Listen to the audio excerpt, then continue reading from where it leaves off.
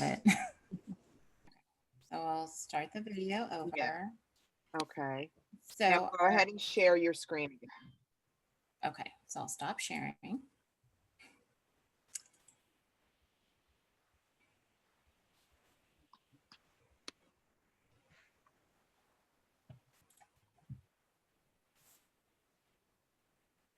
Okay. Okay, now I have to.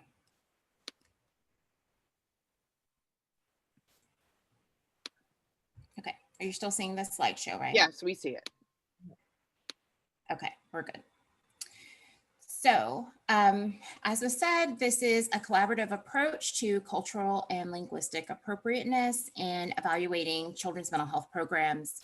I am Allison Stevens, the statewide Family Network Director at Nevada PEP, which is a family-run organization in Nevada.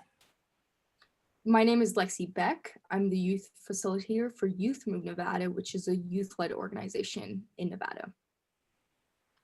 I'm Alejandro Ruiz, and I am a clinical program planner for the Planning and Evaluation Unit, which is part of the Division of Child and Family Services here in Nevada.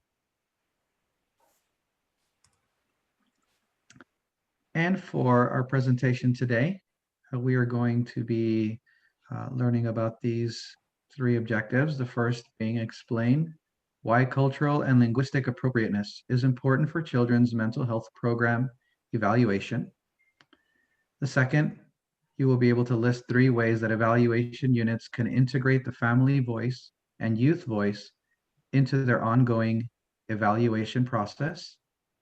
And then finally, list 3 strategies for developing a true partner relationship between a state agency evaluation unit and a family and/or youth organization. So in Nevada, we adopted the system of care approach to children's mental health. So we've really tried to incorporate the system of care values and principles into everything that we do. As you can see, the core values are family-driven and youth-guided, community-based, and culturally and linguistically competent. Our focus for today is going to be cultural and linguistic competence.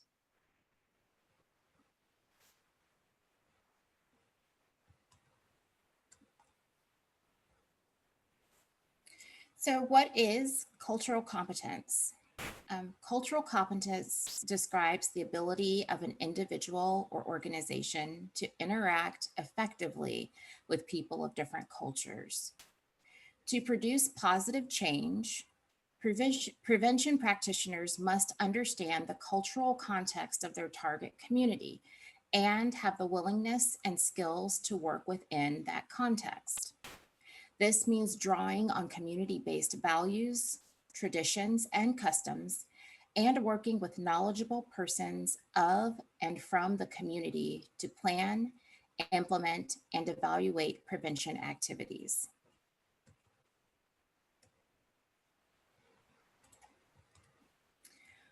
What is linguistic competence? This is the capacity of an organization and its personnel to communicate effectively and convey information in a manner that is easily understood by diverse audiences, including persons of limited English proficiency, those who are not literate or have low literacy skills, and individuals with disabilities. All policies, structures, practices, procedures, and dedicated resources support this capacity.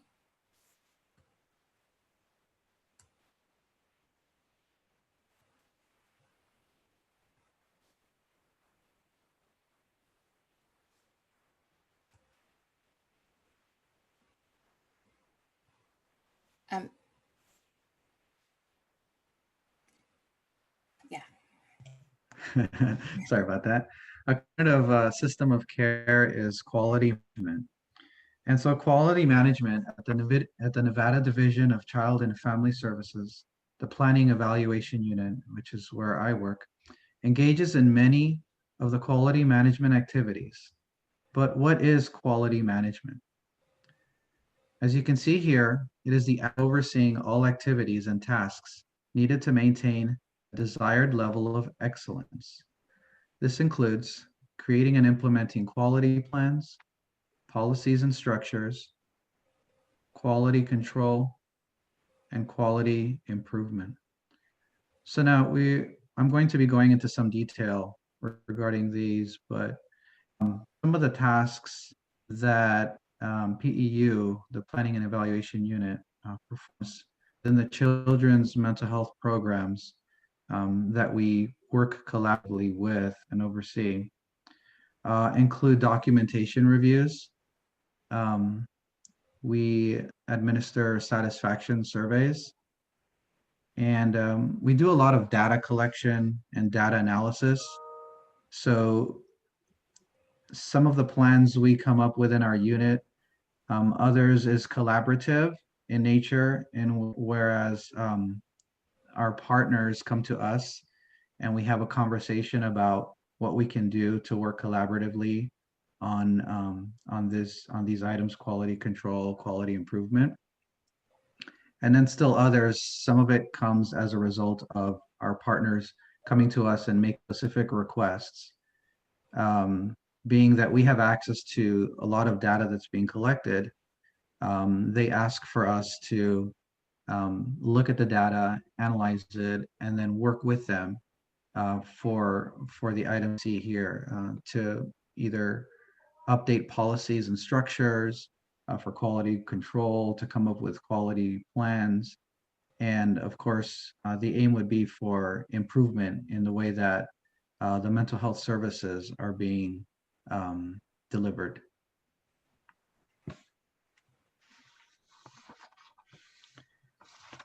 So if we can get the next slide. So as I mentioned, gathering data is going to be one of the main components of what we do in our pursuit of quality improvement, quality management. In PEU, in the Planning and Evaluation Unit, we use surveys, clinical outcome data, and chart reviews. On the slide you see here, there are a number of other methods for gathering data that we have engaged in. One of the major initiatives that we are pushing forward are satisfaction surveys. So that's a great way to gather data from either staff working in the mental health programs or from the family and youth that are receiving the services provided by these mental health programs. And when it comes to gathering data, specifically with satisfaction surveys, every step of the way is going to be important. How we collect the data, what our staff are equipped with in terms of knowledge when they're sitting down to put together the surveys, who they work with, what the process is of developing the survey, and then, all the way through administering the survey. We have to make sure that we're in constant contact with our partners and constantly being critical about how it is that we are expecting to gather the data to make sure that we're gathering good data. And probably one of the final steps would be, keeping in mind at the very beginning, what's going to happen after we've gathering the data. You have to know that before you actually gather it. How are you going to use it? And so again, those are conversations that we take seriously, and we rely on to make sure that we're performing a good process for the programs. And another example of how we gather data is through documentation reviews.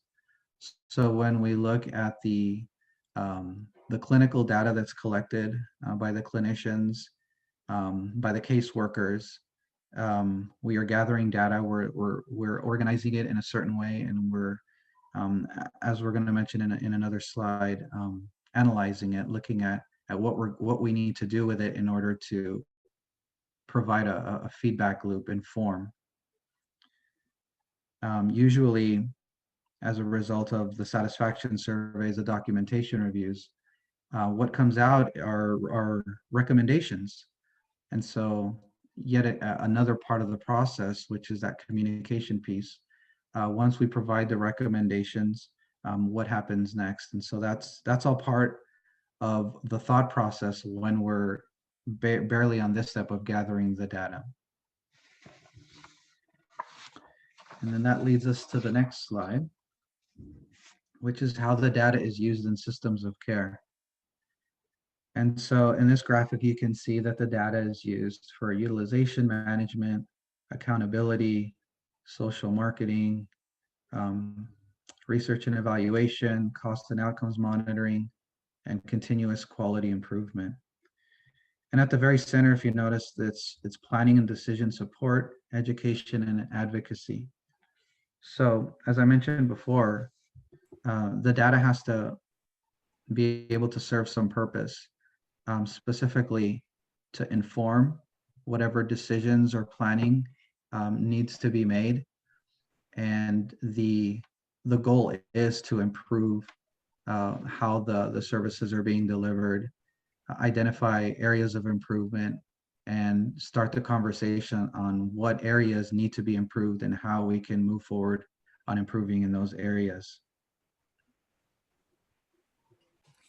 So one example of how this would work is with the services, like children's mental health services that the Division of Child and Family Services actually provides. And so PEU connects with that program and will look at health outcomes for children and youth who are receiving those mental health services. And so again, understanding what that end goal is really helps to facilitate the process, because once they give that list of recommendations to them, then the idea is that they will modify the service delivery process to then improve those health outcomes. So that's one way to illustrate how this process works. And so I just want to stop to see if there are any questions at this point.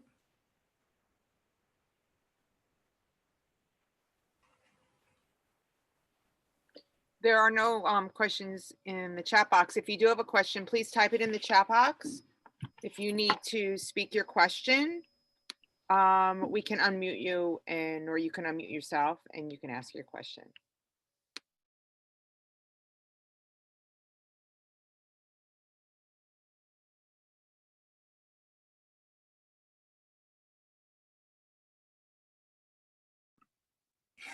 So as you can see, based on the discussion from Alex and how they approach quality management and how that data that they collect, the conclusions that they draw, the recommendations that they make, it actually has a direct effect on those decisions that impact families.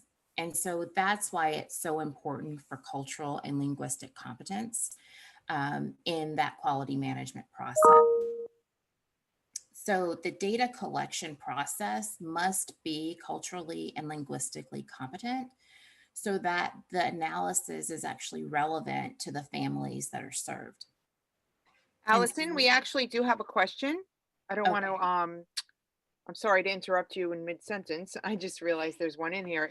Someone is asking, how does social marketing play a role in data used by systems of care? So Alex, I don't know if you want to take that or if you want me to. So as far as social marketing, we do get requests.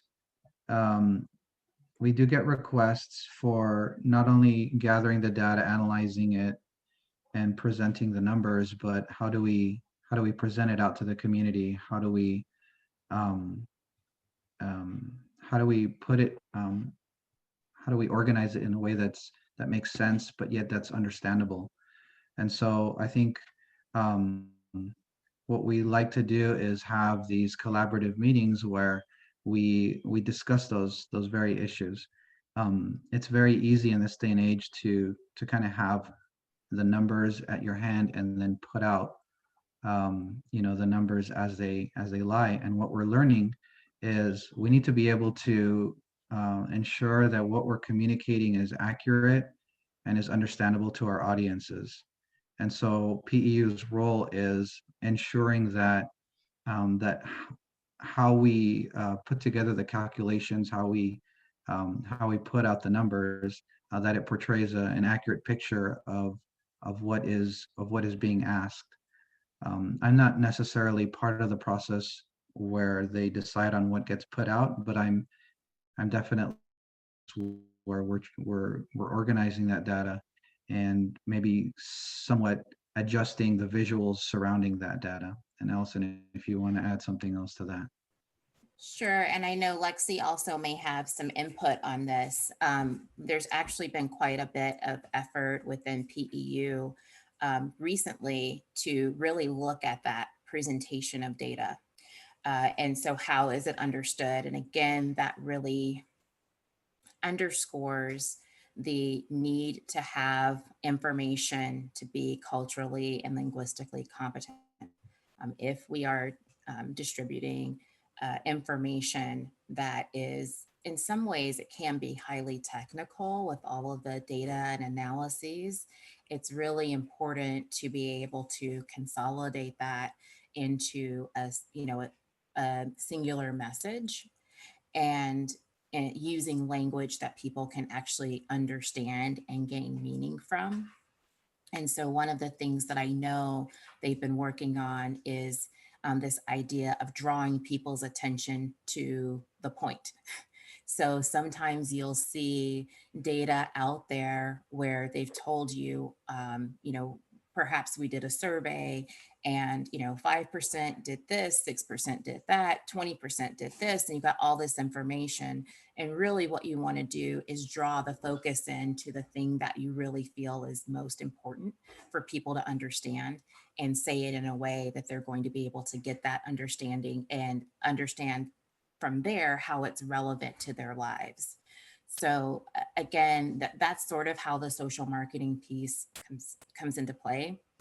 The other thing I'll add is Alex is exactly right when it comes to designing the data collection up front.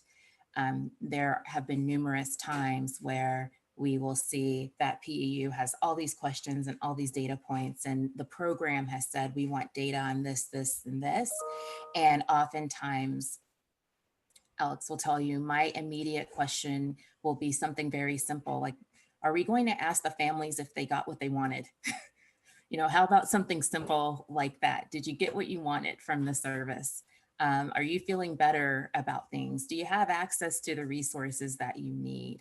And so really looking at the data collection process up front from that perspective of what you're going to do on the back end with some of the social marketing and also decision making is important. And Lexie, I know you have been involved in this as well, so I don't know if you want to add anything to that.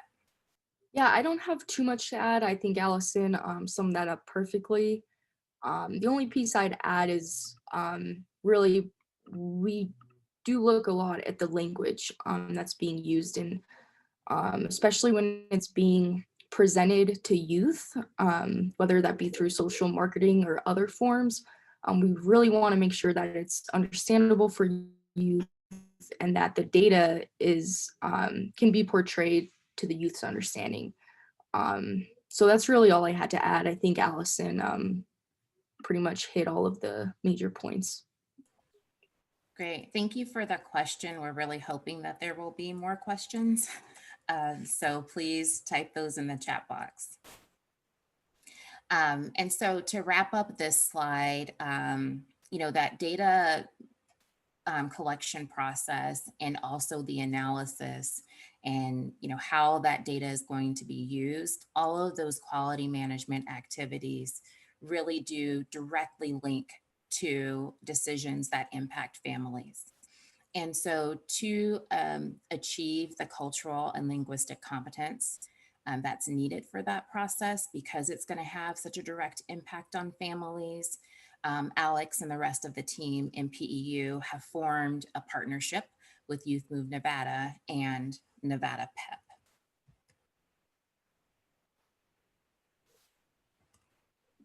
So as we mentioned before, Youth Move Nevada is a youth-led organization, and I'm a youth facilitator.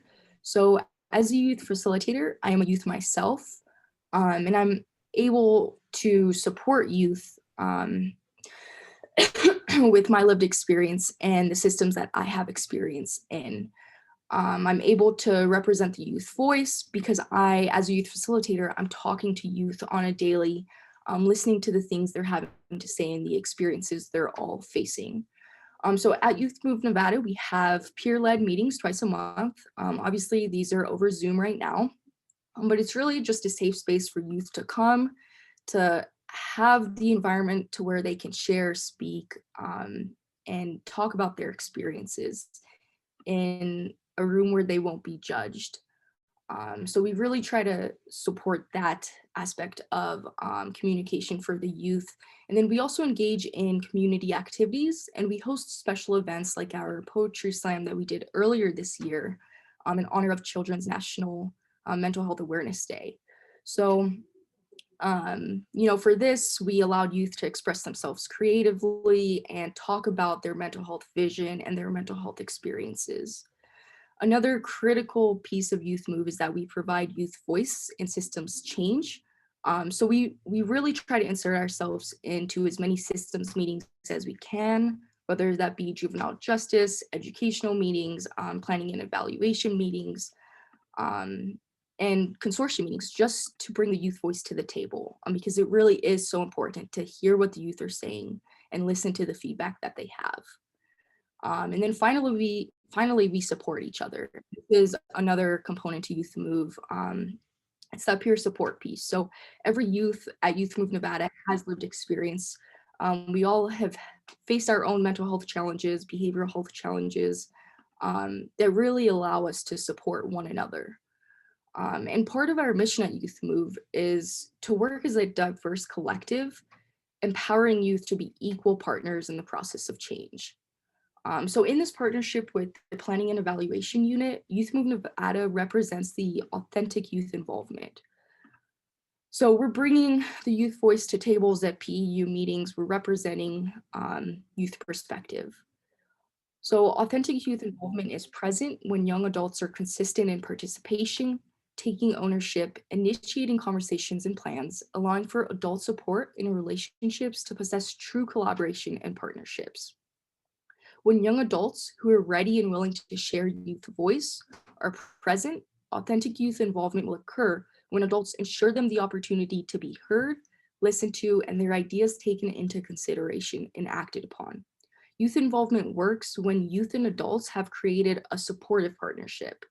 This partnership will be successful when it is about us, the youth and the adult, rather than just me and you. This partnership is essential in the growth from youth to young adult and is a key to authentic youth involvement. And this is really what we're trying to achieve when working with the Planning and Evaluation Unit, is that authentic youth involvement piece.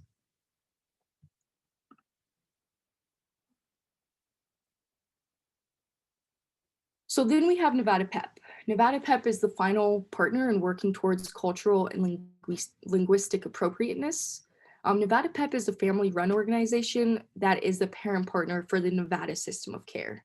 So Nevada PEP works in partnership with the Division of Child and Family Services, where PEU is housed, and they offer the family voice on direct care and policies.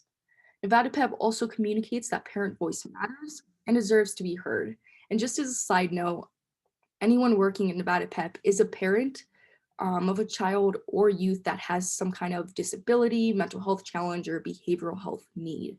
So with their lived experience, they're able to interrupt bias and blame as it occurs with parents and professionals.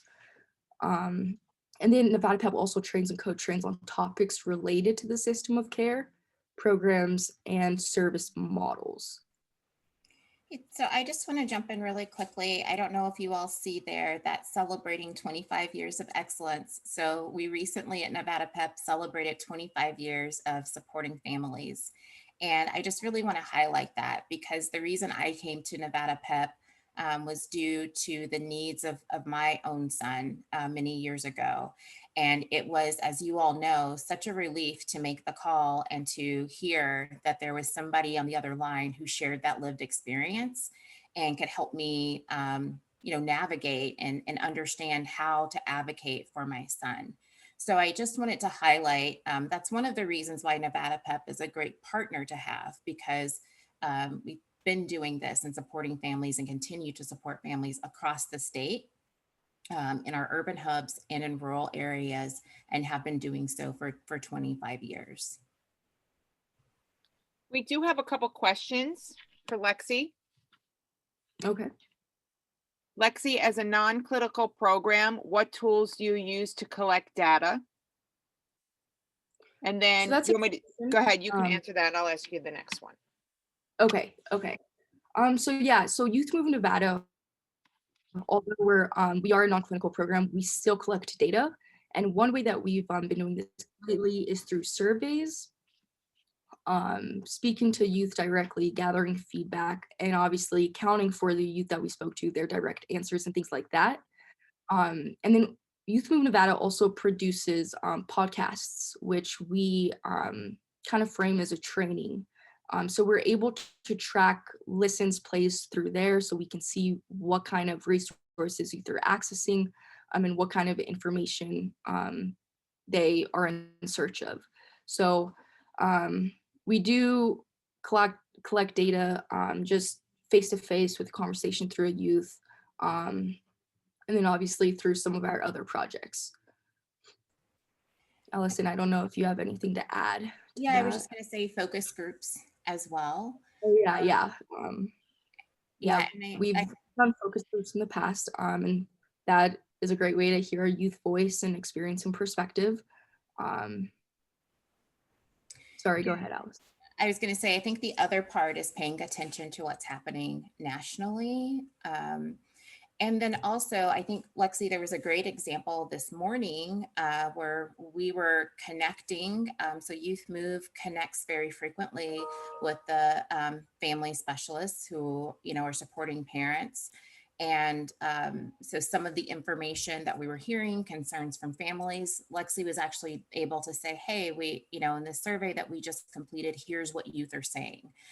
So it really does help to have them collecting some of that data and be able to not only just hear from youth kind of anecdotally, but to have, something a little bit more substantiated as far as, having a hard number or saying, here's specifically what we're hearing, here's how people responded. There's another question. Yes. What about youth that are not in any systems but could benefit from the peer support? Yeah. So to be a part of Youth Move, you don't necessarily have to be involved in any kind of system.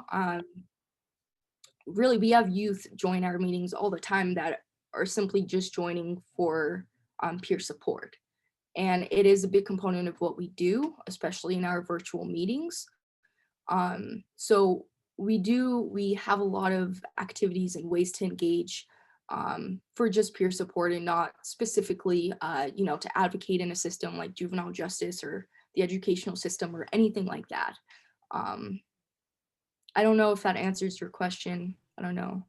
Yeah, Lexie, I think the key to remember also is that the focus on children's mental health and youth mental health is those are needs, right? It doesn't have to be that there's a specific diagnosis or something like that. So one of the activities that they do at every Youth Move meeting is that they spend the last 15 minutes doing a mental health check-in. And so that's really just everyone getting an opportunity to say, hey, this is how I'm doing. And so that doesn't require a specific, diagnosis or anything. All youth, all children are in need of some support when it comes to their mental health. Yeah, perfectly said, Allison. Thank you.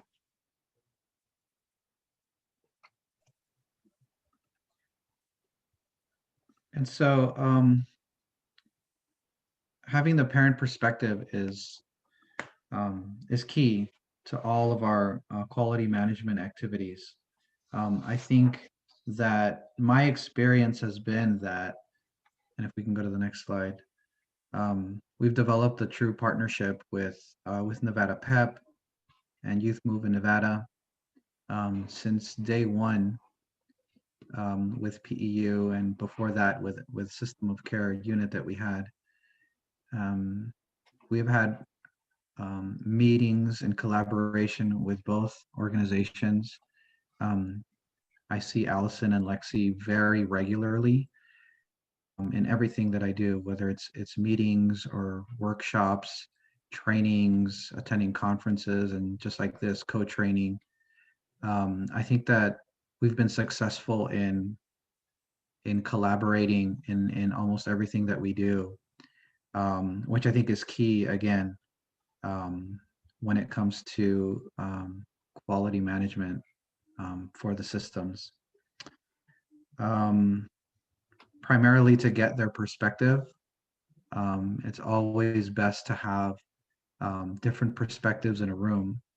And since our programs are aimed at helping families and youth, then it seems logical, right, that you need parents and peers um, to collaborate with us to make sure that we are understanding the family and the youth perspective when it comes to policy changes, when it comes to implementing new programs, when it comes to the data collection, when it comes to analyzing and making decisions based on the analysis of the data. Highlighting, of course, that we aim for our services to be culturally and linguistically competent.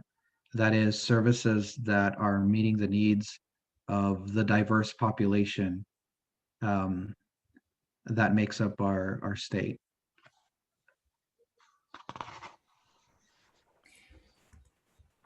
Did you want to add before we move on? Oops, Okay. sorry.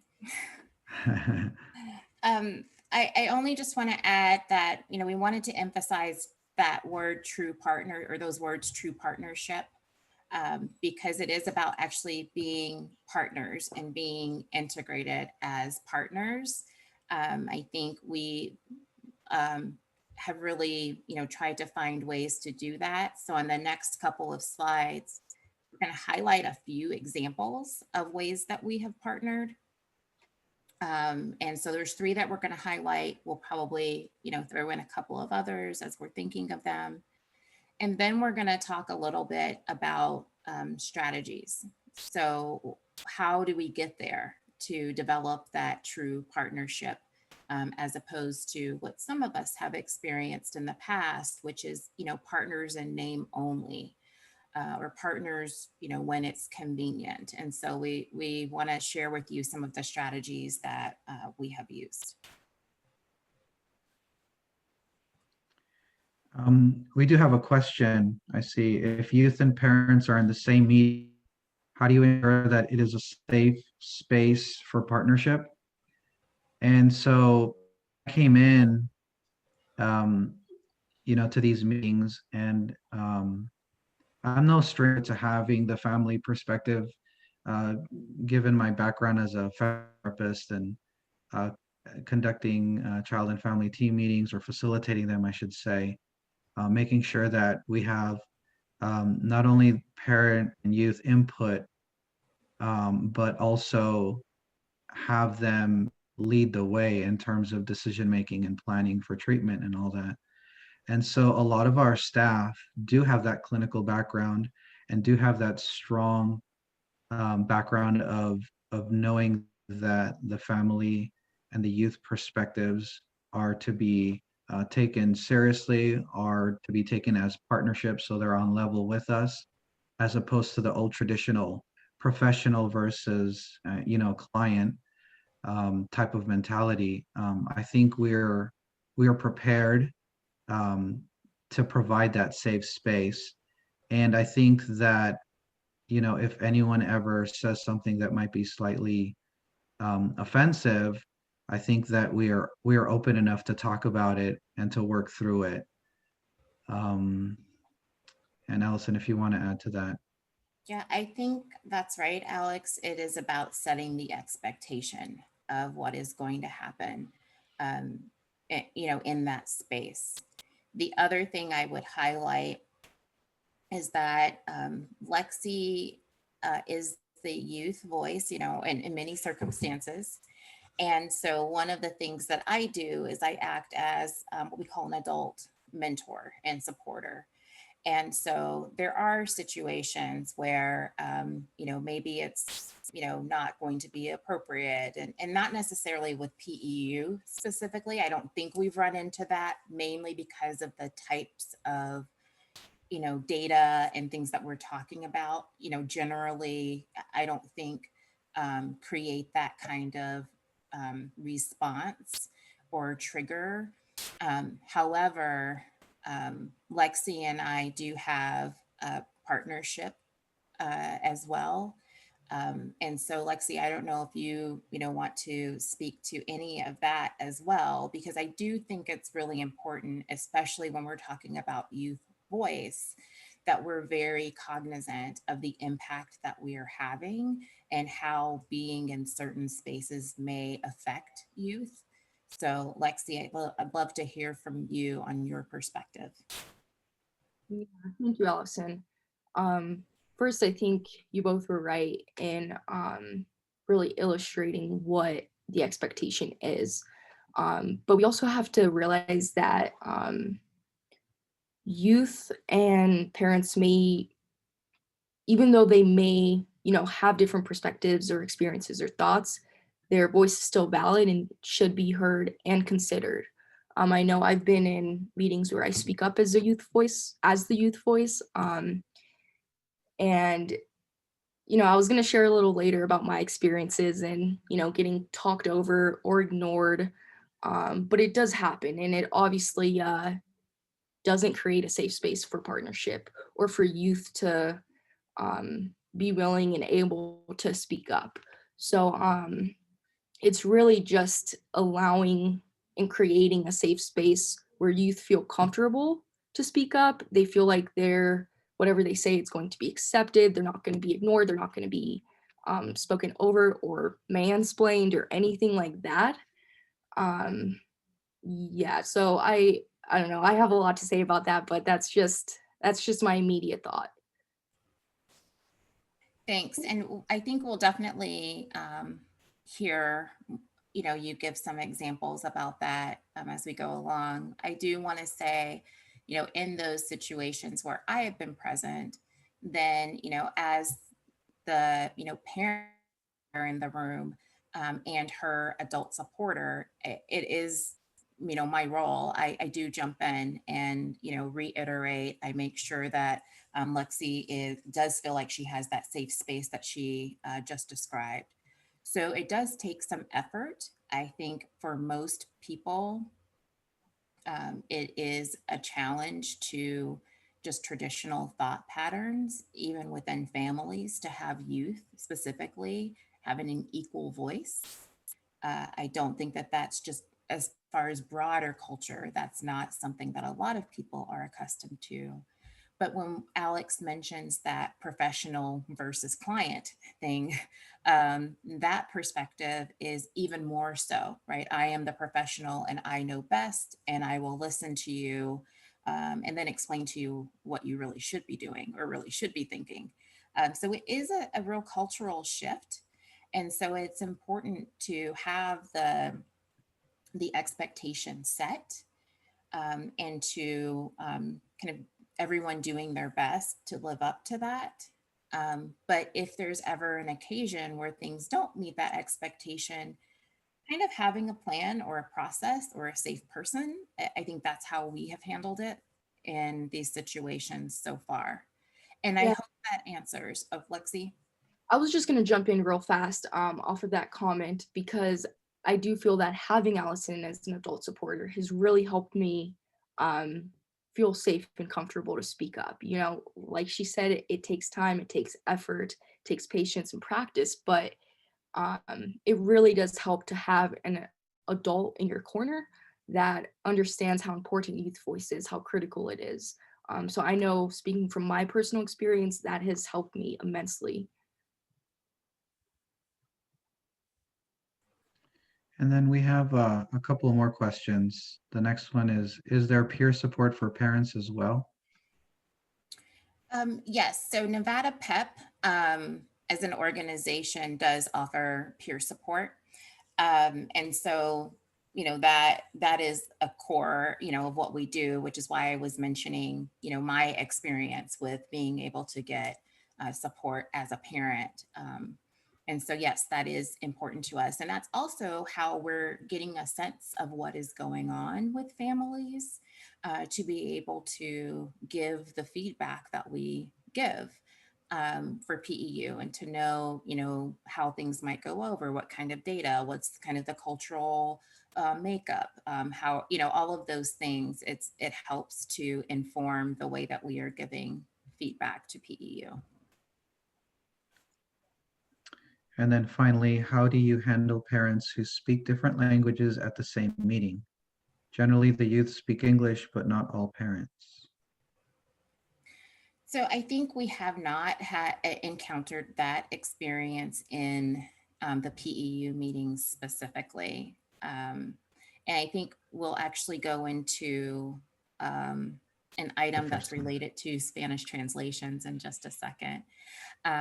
However, the whole idea is to be linguistically appropriate. And so making sure that we are able to translate in a way that is going to give accurate information to the person who is receiving that. And I highlight that because Alex and I really do focus on that distinction between what the dictionary says is just a quick translation versus how that's going to be received and heard. And I'm trying to recall, I vaguely recall a scenario where there was something that was translated and it was very literal. And we both said, no, I would be thinking this, or that's going to come across that way. In the, the culture, that's not how people are going to relate to the information. So we're going to have to describe it in a different way.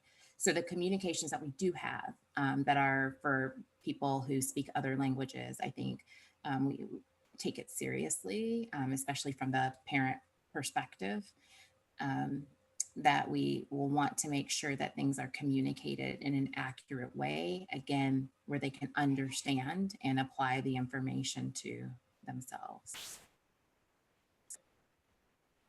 Thank you for those questions. We have one comment by Julie. It is also good to have 2 or more people when advocating, whether youth or family. Absolutely. All right. So I think that's a great segue into the next section here, where we're going to be giving specific examples. The first one being about that Spanish translations, a very tricky situation. Lucky for PEU, we have a staff member that speaks Spanish. We may have more than one. And Nevada PEP for sure has staff that speaks Spanish as well. Allison being the one that was directly involved with the task that we had at hand. It's very easy to, given the budget, when you have these surveys, to just send it out for translation and be done with it. What Allison and I took it upon ourselves to do was actually go through those Spanish translations, because it is a professional translation service. And they did translate the surveys accurately, given the wording that they were provided with. However, there's a little bit more to that. Whether our families will be, and youth will be able to understand the Spanish that was used to translate it, because it could be of a using big words, using jargon, using technical words, that's not conversational at all. And if you administer a survey like that, you're not going to have good data. The other thing is you want to make sure that it's regional enough, or general enough, regionally speaking, because we do have populations from different parts of South America and Central America who use different Spanishes. And so granted, we can't get to a perfect product, but we definitely want to improve on the ability to understand what is being asked in the surveys.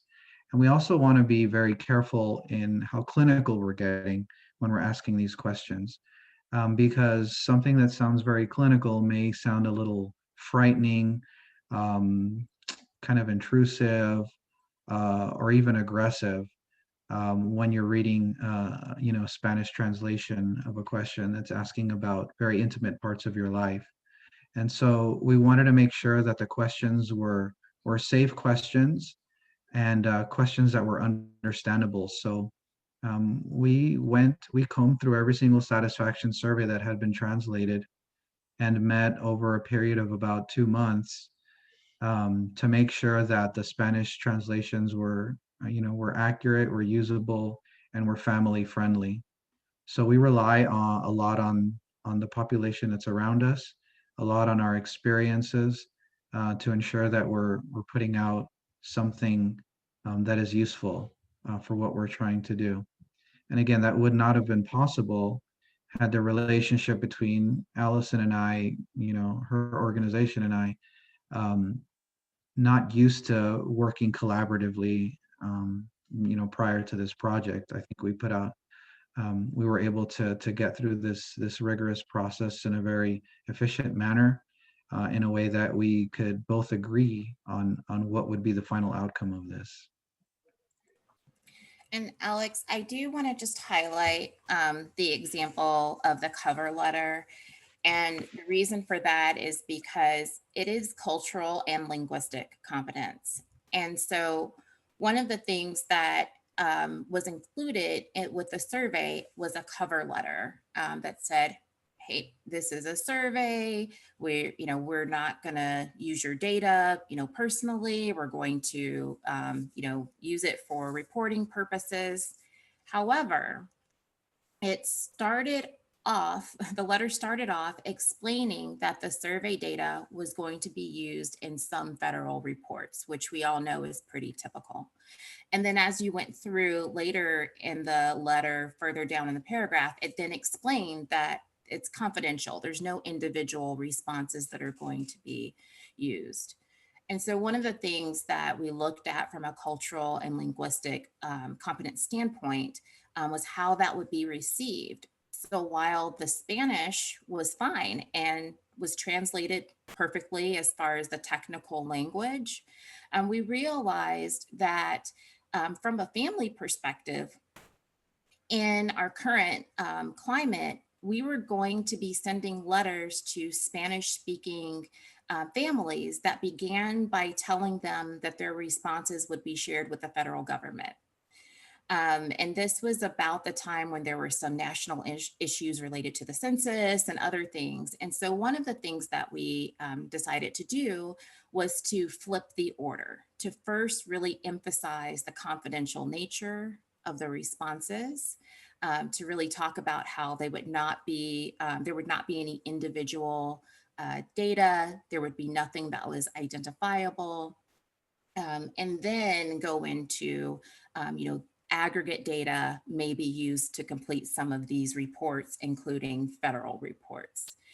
And so I think that's really important to highlight, because while the language may have been, technically fine, and the translation service took the letter in English and translated it, we really highlighted that from a cultural perspective, it just was not going to be appropriate to send that kind of survey to families, given the kinds of stressors that they were experiencing during that time. All right, so another example of this partnership is the youth survey collection process. So currently PEU emails surveys out to youth, but the response rate is very low. As a youth, at one of their meetings, I suggested that text would be a more effective way of reaching youth. In response to this, PEU acted on my feedback and is pursuing the technology to send the surveys by text, as well as the appropriate consents to obtain cell phone numbers. So this is a great example of how to support authentic youth involvement, rather than having youth partners just give input that never translates into action. This is critically important when it comes to understanding youth culture and engaging youth in a culturally competent manner. Also, it's important to note that I do get feedback on language as well. Some words have popped up like stakeholder, and I'm able to represent the youth voice and say like, hey, this may not be a familiar word to all youth. So that's also a part of linguistic competence, and how Youth Move is a partner in partnership with PEU and Nevada PEP. Great. So including parent perspective on the use of assessment tools has really been a part of the way that we work with PEU. Nevada will be migrating to the CANS assessment for youth and would like to have a database so that children and youth do not have to repeat the assessment every time they change providers. So the concept is one child, one CANS.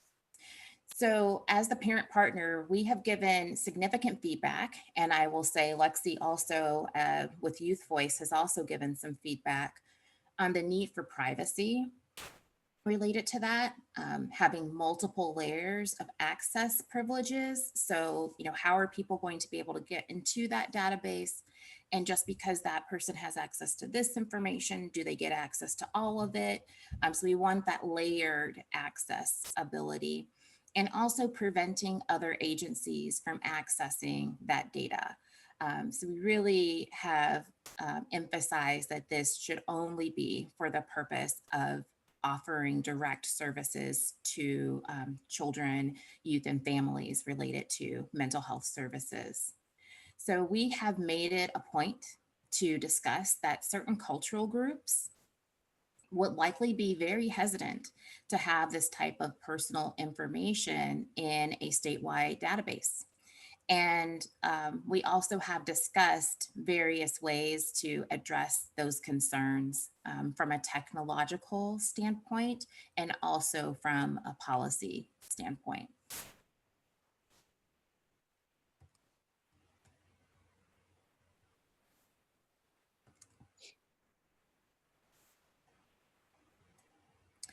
So hopefully those examples can give you a sense of what has made our partnership effective.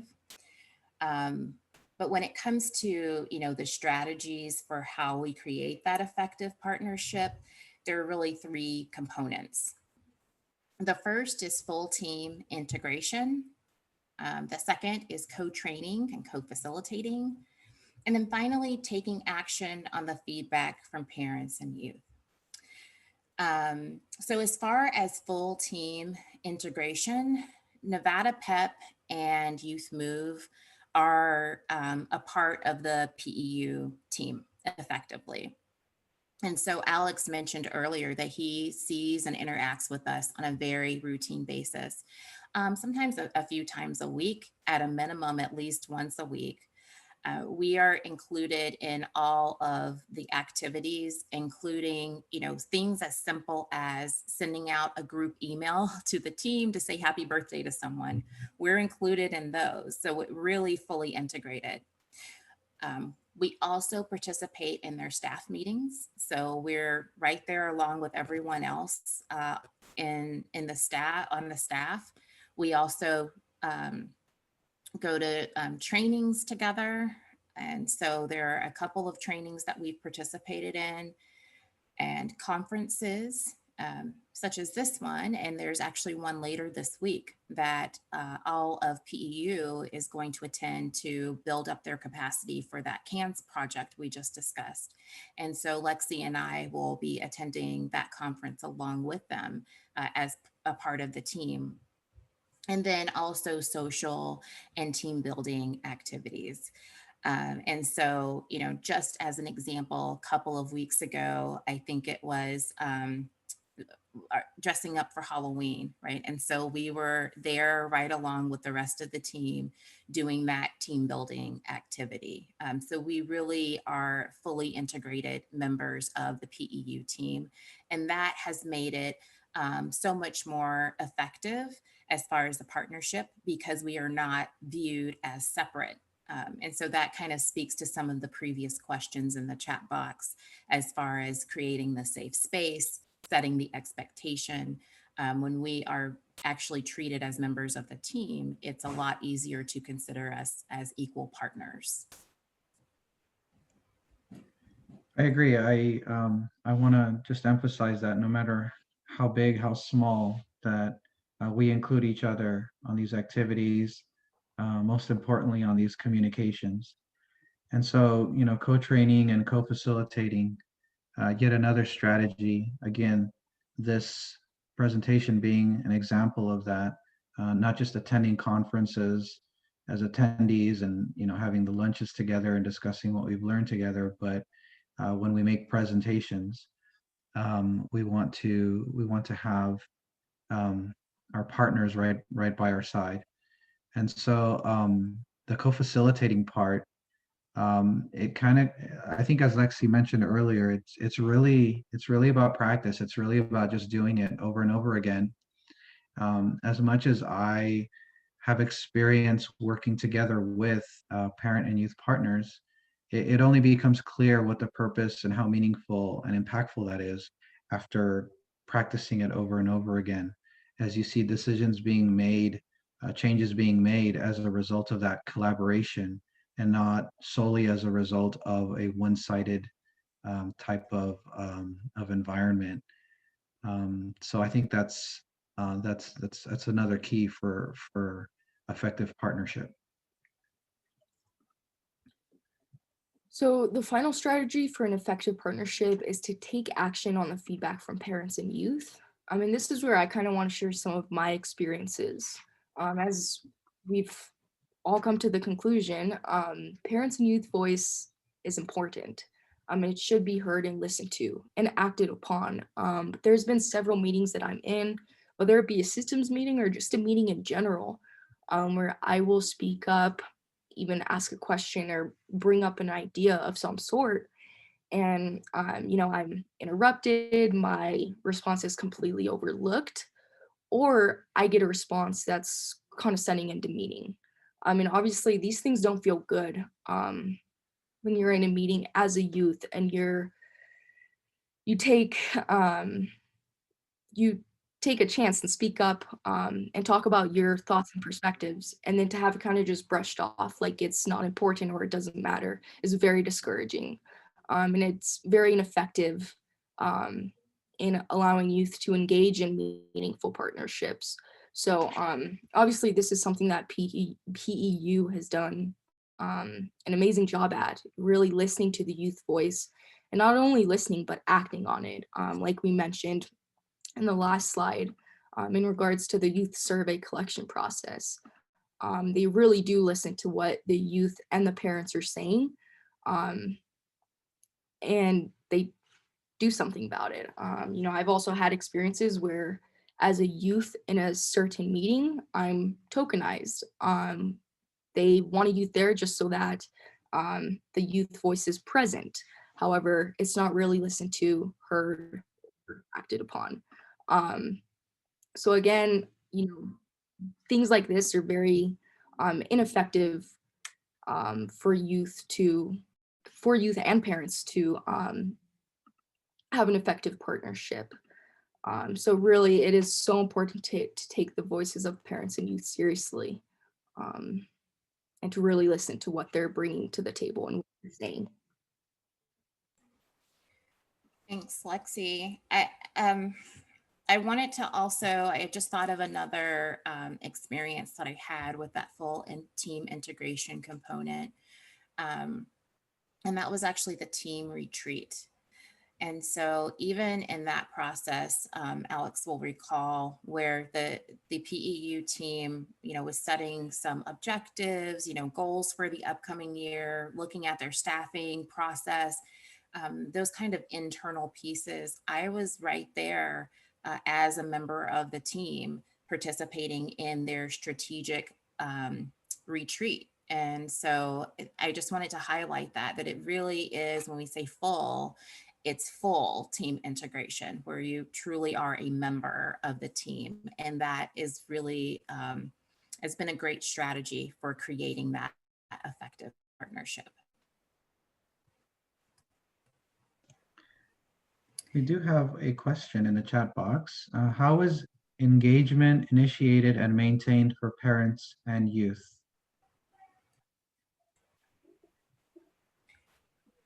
So I want to I hope I'm answering this correctly, but I think there's kind of two ways. One is that ongoing presence. So, having us in the staff meetings every week, going through each agenda item, each project that the team has open, hearing what the updates are and being able to chime in, that's one way to engage. But the other thing that has happened is almost like a change in process.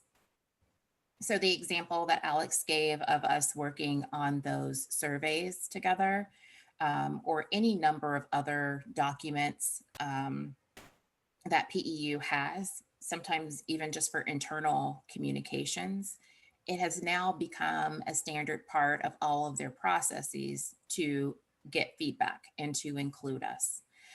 So if somebody's working on a project and they come up with some sort of process, I, will receive that along with, other people, even higher ups within the state, and, take it and, make some adjustments or modify or give other kinds of feedback. So that, again, that consistent presence of us being in the room,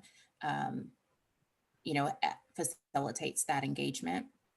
But then in addition to that, that has actually translated into some process changes where it has become an expectation that you have received feedback from Nevada PEP and Youth Move in order to move forward with any kind of project, of that sort. I don't see any other questions Okay. or comments. So that is our next slide, which is 4 questions. And I think we will, I don't see, are there any more coming in? Not currently. Okay, so one of the things that we thought might be helpful to sort of stimulate the conversation was to come up with a few questions ourselves. So Lexie, why don't you start with the first question, and hopefully that will spark some thought and you all will kind of chime in the chat box with other questions. Okay, so the first question is, how do we approach our Division of Child and Family Services to begin this kind of partnership? And the answer to that is the success of this partnership began with relationship building in a specific unit of the division, the Planning and Evaluation Unit. We began by offering to review some individual documents to help them become more family friendly. After seeing the value of our feedback, our review has become a standard part of the process. We also do not shy away from emphasizing the family-driven, youth-guided core value of the system of care. All right. Julie typed in her question again. I'm not sure if that was on purpose, that the question was not answered, or if it was an accident. So we'll be waiting on clarification. In the meantime, I'll read the second one, which is discussions of cultural and linguistic competency can be sensitive. How do we express concerns while maintaining our relationships and without offending our partners? Especially in our current climate, issues of cultural and linguistic competency may ruffle feathers. It is critical to remember and to remind all partners that cultural and linguistic competency is another core value of system of care. It's also essential to all of the other values and principles. States can't claim to have a broad array of services if those providers cannot communicate with the families they serve. Essentially, that service does not exist for the families who are impacted. A great tip is to have a suggestion for improvement. Instead of this, could we try this? Sometimes you may not have the exact right way to make changes, and it's okay to acknowledge that as well by saying, I haven't been able to come up with an alternate approach, but I'd like to look at resources and brainstorm with you. Here are my concerns. And sharing personal stories can help illustrate those concerns more vividly for state agency partners. And so I think the bottom line is we need to be open to to asking questions, being comfortable with asking questions, and with admitting that, not all the training in the world will support us in becoming culturally and linguistically competent. But at the very least, we need to humble ourselves and be willing to be open to any situations. So Julie said that her question was not answered. How is engagement initiated and maintained for parents and youth?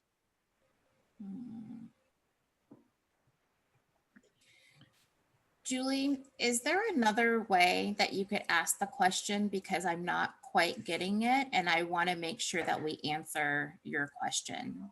But is And you there a can, way that you could rephrase it so that I can understand it a little better, or give or me? perhaps come off mute and ask it, if that's Yeah, okay. sure. Yes. Can you guys hear me? Can you hear me? Yes. Okay, I was trying to ask, like, because I know some groups have trouble initiating families to participate and then maintain that participation with family or youth as moving forward. Okay, so I think that you're asking more broadly, less about our specific partnership, but more generally about families being engaged, maybe in systems meetings or that kind of thing.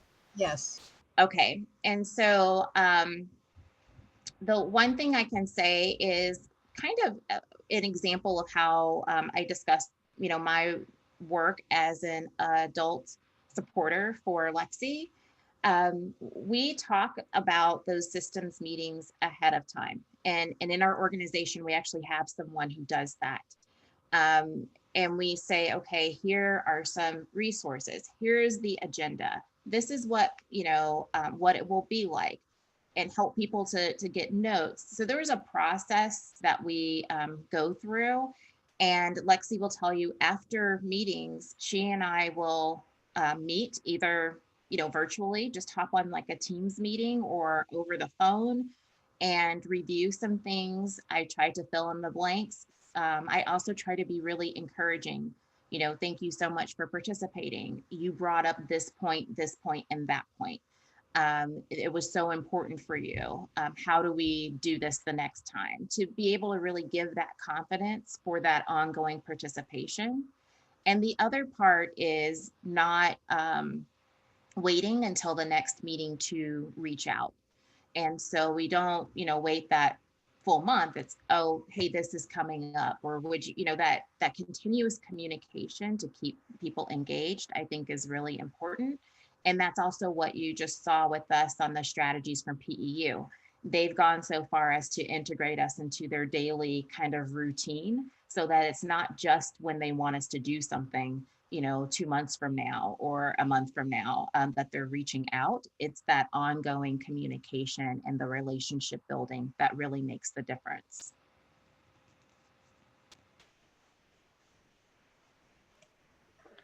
Okay. And Julie, is that okay? Yes. Okay. Next, we have Lisa. Being linguistically competent extends beyond translation services or being bilingual. Being linguistically competent also needs to address learning barriers and/or dyslexia for populations who may not need typical translation. Excuse me. Do you have any strategies in addressing this need for families, youth, with providers and systems of care? So I think that you're absolutely correct that linguistic competence definitely does move beyond just translations.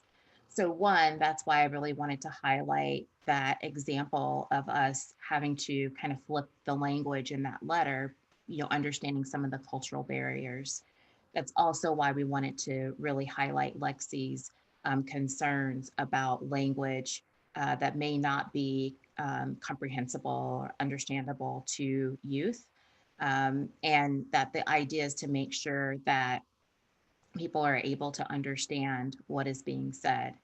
I know within my organization, as I'm giving feedback, we have some guides, and we have there's resources internally that we try to use to make sure that language is as accessible as possible. I certainly can get more information to try to share with you, but I'm not sure that we have really encountered, um, that we've really focused on that. I do know that we are definitely cognizant of children and youth with disabilities generally, and try to make sure that we're using language that's going to be accessible. I also will note one of the things that I try to do is be cognizant of parents who have disabilities and making sure that language is going to be accessible to them. But I don't know off the cuff of specific strategies related to those particular learning challenges, but I certainly can reach out to someone within my organization to be able to, share those resources offline.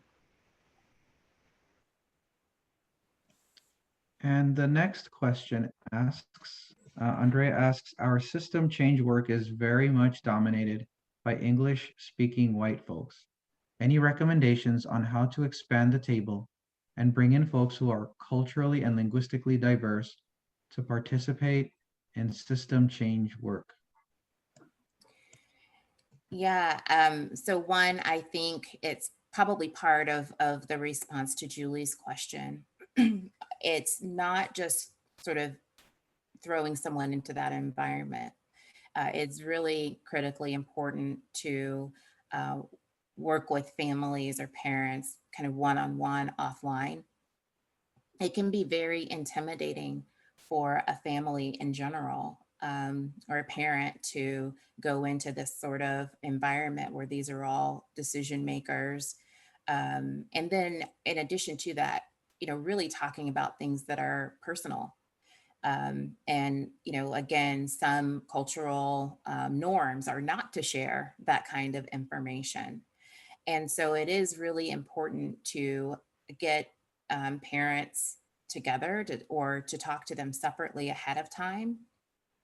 We do talk about parent leadership quite a bit within Nevada PEP, and how our family specialists might, hear some key phrases, coming from parents, and how we can build on that. But making sure that people feel that there is that safe space with you, that they're not going to be alone, that someone is walking through, what to expect. And then kind of, again, debriefing afterwards, I have found is really important, especially for, I would say diverse communities, whether that's, racial ethnic diversity or linguistic diversity as well. Especially for people who maybe don't speak English, letting them know, there is going to be someone who can translate to make sure that your voice is not lost. And there will be someone, again, by your side to make sure that you are heard, and all of those things are really key. It's really walking people through the process. And that includes the meeting itself and after the meeting, and then continuing to connect with people until the next meeting. And so I think that's just really important in general.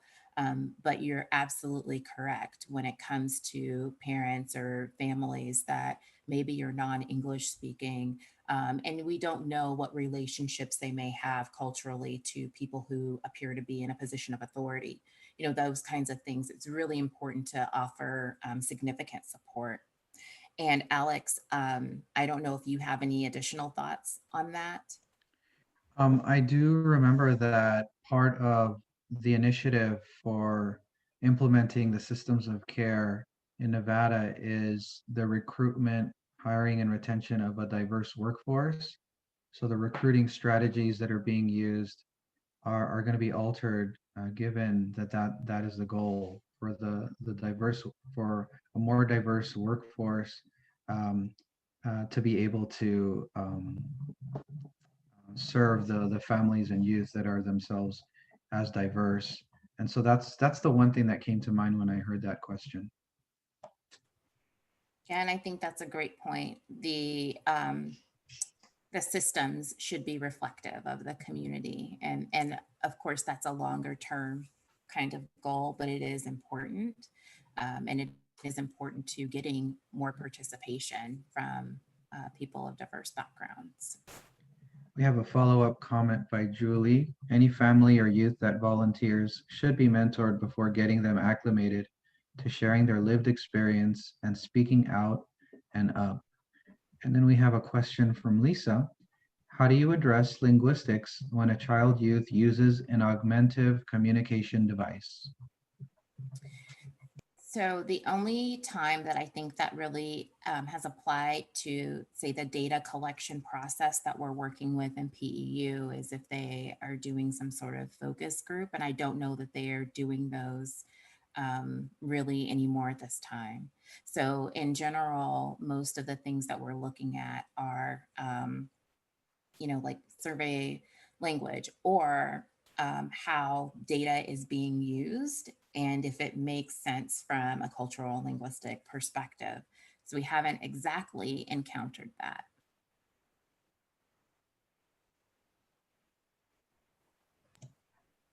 Lisa says, thank you for answering my questions. You're welcome. Are there any other questions? So we have a few minutes left. I will go to our next FAQ kind of question, and maybe that will spark a couple of others. So the question is, our partners leave us out of decision-making and only ask for feedback on the back end when it's convenient. How do we move past this token inclusion of family and youth voice? And the answer is one reason we wanted to discuss authentic youth voice and parent partnerships in this presentation is because we too have experienced that. Lexie did give us her feedback on living through that experience on more than one occasion. And so we've included this kind of information on authentic youth involvement and family engagement and parent partnership in numerous kinds of presentations and trainings. And some of those our state partners attend as well, or they are co-training with us, as you see today, co-facilitating. And so we are also explaining and reiterating our role and our desire to be involved in the decision-making process consistently and continuously. I don't think that there is a meeting that Alex can say he has been in with me at all where I haven't said, oh, are we a part of that? Or when are you going to be doing that? Am I included in this?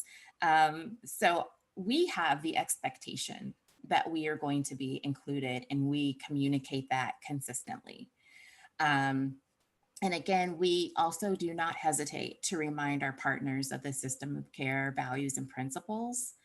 And then finally, we directly express our concerns if a decision has been made without us. And so I, I'm sure Alex could say, could recall a few instances where I've said, hey, wait a minute. So do you mean we weren't at that meeting, or when did this happen? Because the last I heard, we were at this point. And so it's in part about us having the expectation from the family youth perspective that we should be a part of this. And then also reiterating that either in our conversations on a routine basis, but also in training platforms as well. Julie comments, yes, I think it's crucial that family and youth involvement is utilized from the top down throughout a system or organization. And I think that sums up everything, Julie.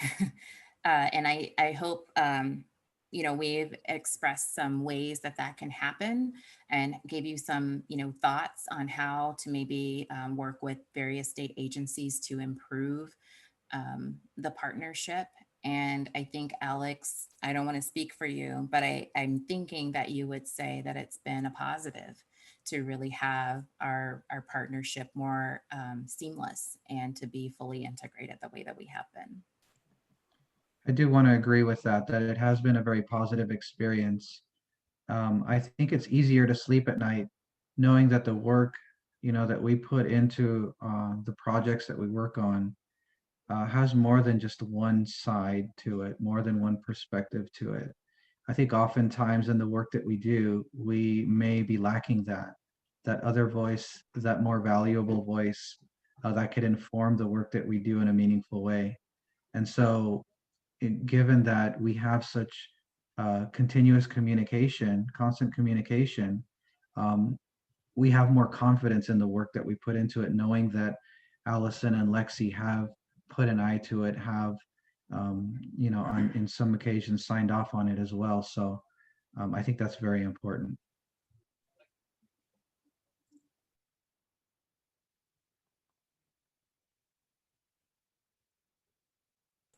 I think that's all for our presentation. Did you see another question, Alex? Yeah, sorry. Okay. So it says, Diana's asking, why top down? Why not ground up? So I think both are true. Can- I don't know that it's clarify my necessarily, statement? I'm sorry. Can I clarify that statement? Oh, sure.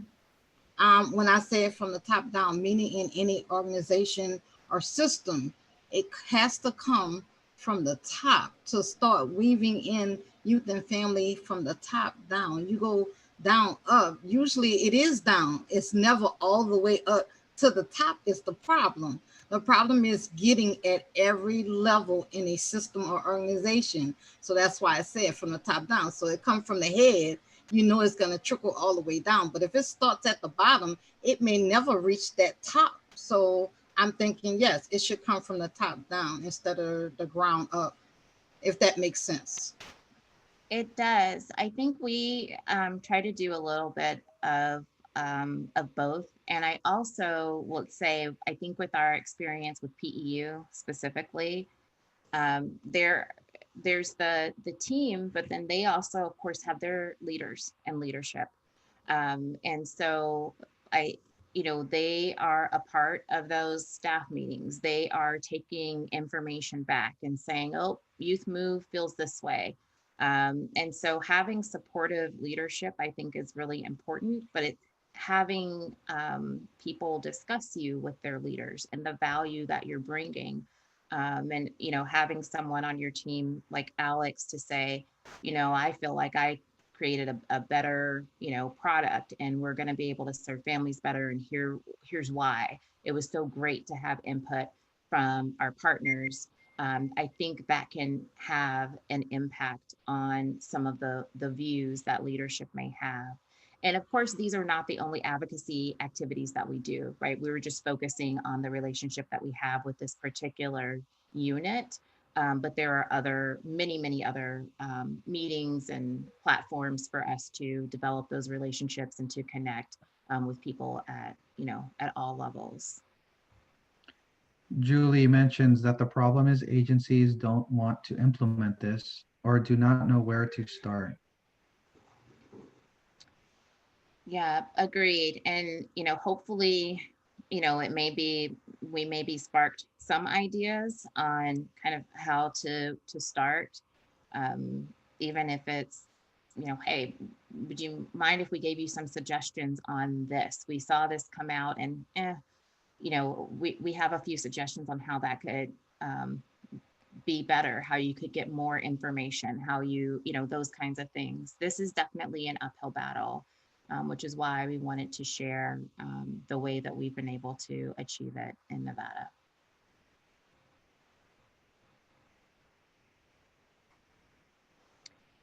And I think we're at the end of our presentation. I also just want to really quickly acknowledge our leader who is in the audience today. So Karen Teacher is here attending. And so we hope that we have made you proud today. Allison, I do want to mention, it's Dawn, that I did put in the chat box the survey for this session. So please, for those of you attendees, please click on that link and complete the survey for everyone. Thank you, Dawn. Okay. I also placed the link in the chat box earlier to all the documents for this conference, and this all the recordings for each session will also be put in some sort of Google Drive, and you'll be notified on how to access them as well.